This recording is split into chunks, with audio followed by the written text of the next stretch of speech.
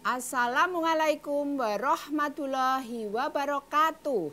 Anak-anak kreatif Indonesia, bagaimana kabar kalian hari ini? Ibu doakan kalian sehat-sehat semua.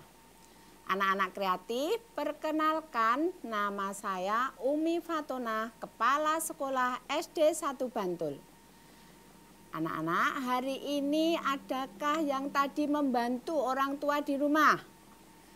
Tentu kalian telah membantu orang tua, walau kalian sedang menikmati liburan kenaikan kelas.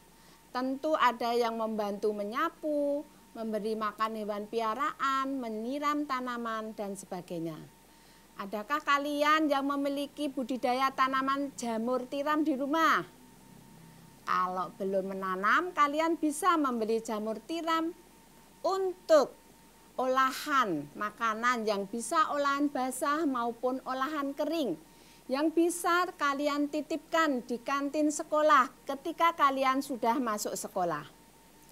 Tahukah kalian kandungan gizi jamur tiram dalam 100 gram? Siapa yang tahu? Boleh dicatat anak-anak. Kalorinya adalah 35 gram kalori, lemaknya 0,44 gram, karbohidratnya 6,43 gram, dan proteinnya 3,34 gram. Pada kesempatan ini, Ibu akan memberikan satu life skill yang dapat kalian praktekkan untuk bisa menambah penghasilan keluarga kalian di rumah dan bisa menambah menu baru di kantin sekolah yang sehat dan alami. Anak-anak, coba perhatikan contoh jamur yang bisa digunakan untuk membuat keripik jamur tiram. Ya. Bahan-bahan yang digunakan anak-anak satu, bumbunya bawang putih, kemudian bubuk merica, bubuk tumbar, garam halus, kaldu jamur tiram. Secukupnya kalau bumbu. Kemudian bahannya yaitu 1 kilo jamur tiram. Kemudian 1 kilo tepung beras, macam-macam nih. Kemudian setengah kilo tepung tapioka, 2 sendok tepung maizena. Nah, ini tepung maizena ini supaya keripik yang kita buat nanti akan menjadi kriuk. Kemudian ditambah 1 butir telur dan minyak goreng secukupnya. Sekarang Ibu akan memberikan penjelasan cara membuat keripik jamur tiram. Yang pertama adalah jamur tiram itu dicuci bersih. Kemudian disuir-suir menurut selera. Ada yang kalau ingin keripiknya besar-besar, ya nanti suir-suirnya besar-besar. Kalau ingin keripiknya kecil-kecil, nanti suir-suirnya kecil-kecil. Kemudian jamur tiram itu diperas sampai airnya hilang.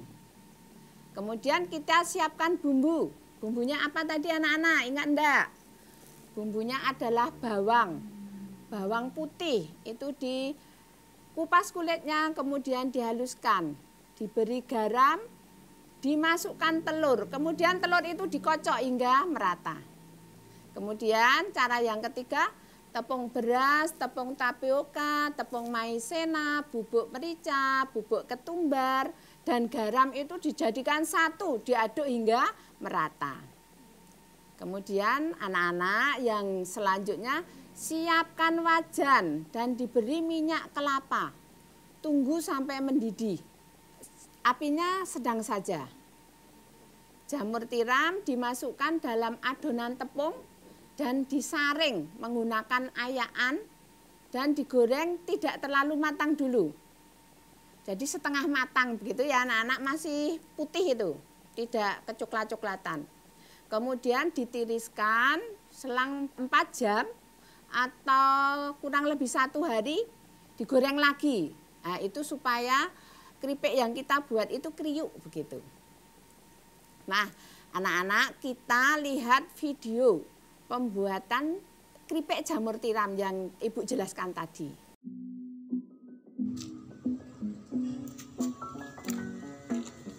Ini cantik sekali.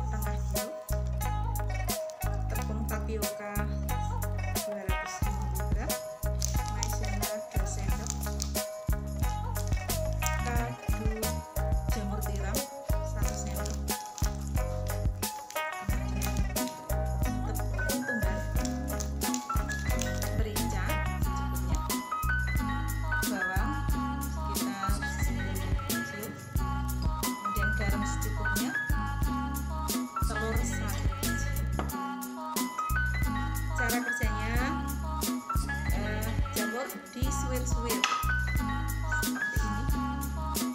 seperti ini, kemudian dicuci bersih, diberi air panas, kemudian diperas atau dipakai spinner supaya kering.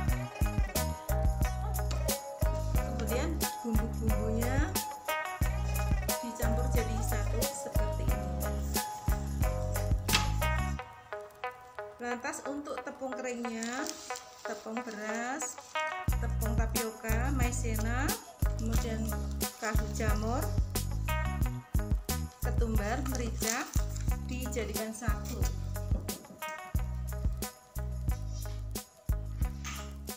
Hasilnya seperti ini. Mari kita masak.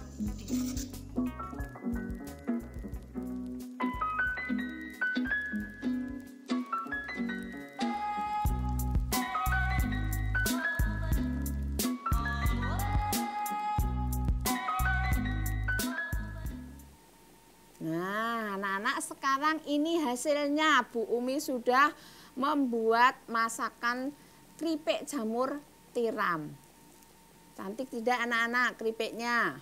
Nah, selain dibuat keripik jamur tiram, itu juga bisa dibuat olahan basah, yaitu bakso jamur, tahu jamur. Nah, itu besar-besar tuh anak-anak. Ya. Anak-anak kreatif dapat kita simpulkan dari pembahasan Bu Umi tadi bahwa kita itu dapat berkarya dengan bahan yang sederhana, mudah didapat di lingkungan kita. Alatnya juga selalu ada di dapurnya Ibu. Dan menghasilkan olahan yang sehat, yang bisa untuk hidangan snack sehat di rumah, atau bisa kita jual di kantin sekolah untuk menambah penghasilan keluarga.